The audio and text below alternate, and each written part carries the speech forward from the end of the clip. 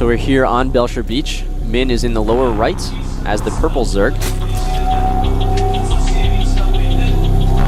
And not sure when our Korean commentators are going to come to the dance. Beam.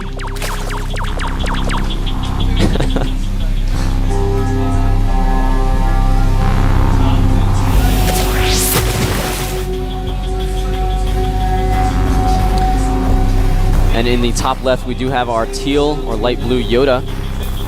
He is the Terran player from IM team. I am YoDa.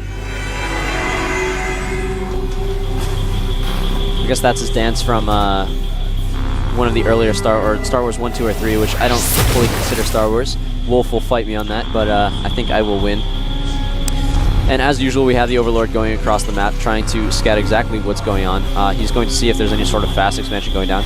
It's interesting, we have a mistake there. Huh.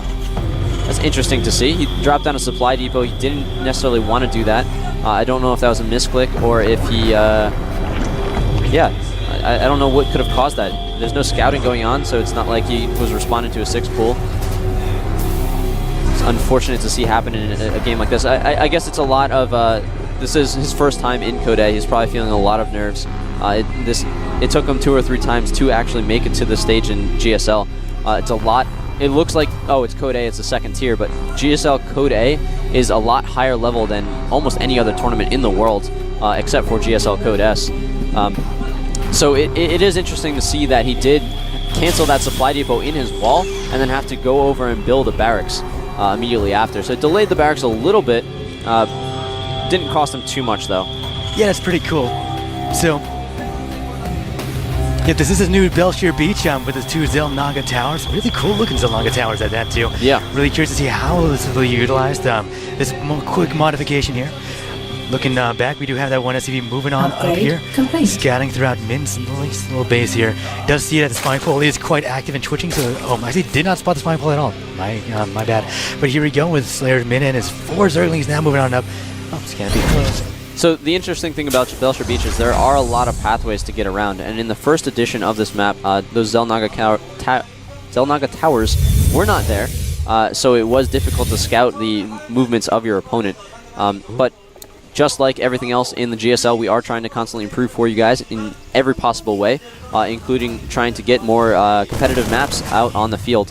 Yeah, those Zelnaga towers also make a really cool noise too. Really like that about the new maps. More map creators are feeling that crazy freedom to just really deviate from the Blizzard norm, which is really awesome. Mostly in the flavor of new Zelnaga watchtowers, but still very cool nonetheless.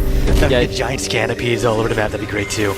Anyways, even experimenting with different attributes of the map editor. The map editor in StarCraft 2 is extremely powerful. We see it in some use map settings, maps that you guys can check out. But it's starting to work its way into these melee maps as well. There we are, YoDa with a triple supply depot wall up yet again. Was able to just hold off those Zerglings for a little bit. He did know the Marines were there, so danced around a little bit. There's YoDa with comms there too. Back in the Zerg base though. So we're seeing a similar opening from YoDa. He is going for a slightly faster command center this time. It could also be that he is slightly delayed because of canceling that first supply depot. But the first 2 Hellions are going out. They do get scattered by the Overlord. Zerglings even more are out right now. Creep spread hopefully will be completed soon between both of these bases. Even the Spinecrawler up too. There we go with the Zelnaga thing. It's like some kind of teleporter, man. Just want to walk into that Zelnaga watchtower, take it to Zelnaga, whatever the lore is. A Nidus worm for any race. Oh, yeah, that'd be kind of neat. Make that map developers. Some kind of like wormhole device, right? So the Hellions grouping up. He is waiting for 4 Hellions before he goes in. 2, you can't really do a whole lot of damage. But 4, you can do a run by, which he is going to try to do right here. Yeah, regardless of that Spinecrawler there, he just moves on in. Here comes this. Oh, but a beautiful surround by the Zerglings. Going to be able to take down all of these without losing any damage. No scouting even happened either at the same time. Very unfortunate for YoDa. So fast, he just walked right in there and just grabbed them and just took them all out. That was sweet. It looked like he was trying to get up to that little raised platform there where he could be able to keep 2 of the Hellions in the back and 2 in the front to defend against those Zerglings, but did not succeed. On that right side, yep. Here come the massive Zerglings, though. Oh, the supply depot door is actually down, but too bad he doesn't know about that. And this is very good timing from Min. He was able to take out the Hellions. He knows there's not any sort of super aggression. Is he baiting? Oh, man! Oh, he got does get through. in. Oh, that's a huge mistake by YoDa. All those Zerglings are going to get in. Not going to do is too... Well, Scumbag SCV right there, man. Kept the door open and just walked right in. Oh, boy. this is very unfortunate for YoDa. He built a supply depot out of turn. He lost Hellions when he really shouldn't have, and he left his door open for Min just to walk in with his Zerglings. YoDa, no. Yeah, but all the Zerglings were taken out. All the Zerglings were taken out, but the main thing is they were able to scout exactly what's going on. There's 2 factories, one with a tech lab, one with a reactor, and a starport going down. This pretty much means Blue Flame Hellion drops. Yeah, definitely was a great thing that he was able to get in there for that exact reason. In terms of Harvesters taken out, he only killed about 5 in total. Yeah, so the Blue Flame is out, and we do have the medevac on the way. But there are Zerglings here that are going to try to do some damage to the natural. They are also going to scout this medevac, very unfortunately for YoDa, if he was paying attention. Yeah, we shall see. Here we go with another mess of Zerglings. Deja vu? Possibly. Nope, he will bring it back up. Yes, he does bring the door up this time. He's going to lose 1 or 2 SCVs, but nothing significant. And that is a lot of Hellions. Wow, let's take a look at that Hellion count. About 8 of them out right now. But the layer is already up. There are 12 roaches on the way. It looks like Min should be able to defend quite nicely against this. He's preemptively pulling the drones away. He knows he doesn't want to. Oh, no, they're going back. Yeah, they will go back. These 4 Hellions are actually in here now. Now they'll return out of the way. Nice stuff. Only anti-air unit here is that one queen. We'll force him into a separate location, but there's way too many roaches right now for those Hellions to really do any kind of damage.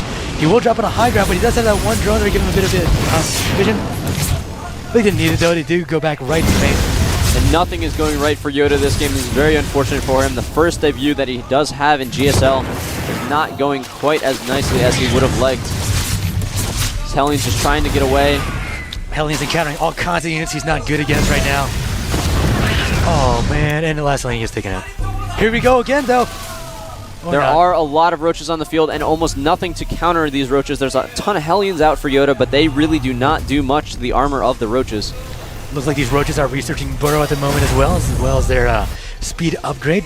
Looking at the other upgrades for our Terran players, Siege Tech about to complete as well as Vehicle Weapons level 1. Roaches are now on their way those through the middle of the map, and Xel'Naga vision has been granted due to the Hellions on the left side.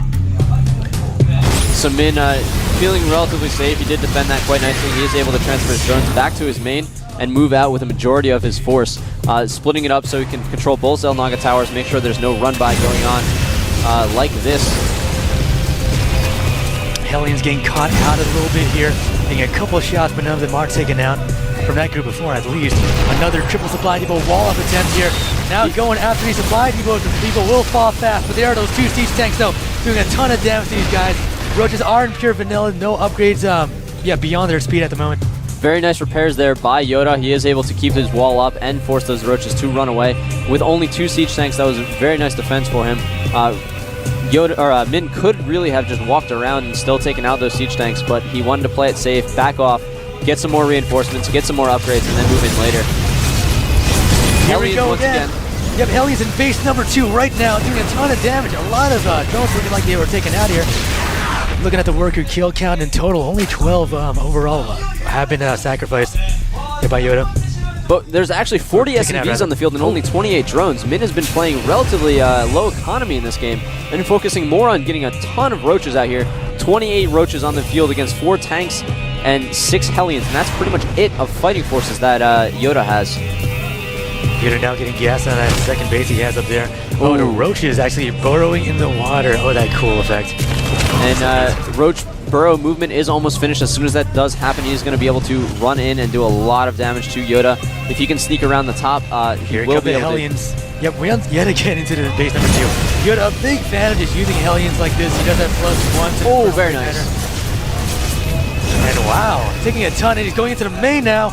But here comes the roaches, slowly inching their way across. The roaches are burrowing in, but there is a turret there, so he is able to see it. However, all that splash damage from the siege tanks is taking out these SCVs quite quickly. This is actually working in Min's favor in this situation. Oh no, that's not good. Takes out those siege tanks in one volley. Only a few roaches left, but they are able to get in close and be able to take out the last last one siege tank. Yeah, the roaches are not beyond the minimum safe distance, and he wasn't able to shoot there with that one siege tank. But regardless, though, most of the roaches are taken out, and plenty of drones were taken out too by the Hellions in the main base. Once again, like last game, there is a ton of economic trading going on here. Both players doing really, really good harassment. Yet again, he burrows those forces. He's going to wait for those guys to heal up and attack yet again. But YoDa really, really loves those Hellions, and will be pushing out again. We shall see how this works. There he goes. Min trying to run in and see if he can do something, but realizes he can't and cuts his losses and backs out. Doesn't need to suicide those roaches at that moment, and here the Hellions go through the water. Like the sharks they are. If you can only burrow Hellions, right? Yeah. Trying to run in here and roast even more drones. This is doing a ton of damage. Down to 12 drones. 11. Back up to 12. Back down to 11. Now they're diamonds. Oh man, and quick Min calls GG. Wow. Wow, YoDa. Wow. YoDa was really, really far behind in the beginning of that game, but those constant Hellion harass really helped him stay in it. He kept the drone count of Min down and was able to win it. That was crazy. Look at that guy right now, standing up. Oh, just feeling it right now. I think it's the black Goo Games jersey for IM. Min not feeling too good. Yeah, letting those Hellions get in there. Man, YoDa loves to use those Hellions, and he can use them quite well too, man. Yeah. I think I'm gonna need to. He's like consistent with it too. Like if at first it fails, just moves back in. If that fails too, moves back in again. It kind of succeeds, go back in again. Just continuously doing that, and it really just like whittled him down. Like the drone count in the last few moments was pretty bad. Yeah, when you do it enough, some of them can fail completely, but the next one that goes in might do a ton of damage and might make up for it. Even if you just do a little bit of damage each time, that's all you really need. Because not only are you throwing off the timing of your opponent because you're constantly hurting their economy, but you're also making their focus a little bit weird. And those two things coupled together really gives you a huge advantage.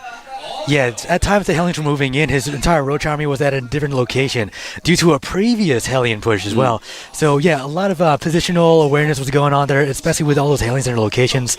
So it really got him a really, he had a really good feel for where those units were at the time and could control it pretty well. But at the beginning of the game, though, it was pretty funny just seeing all those Zerglings just rushing on in after that one supply depot was down.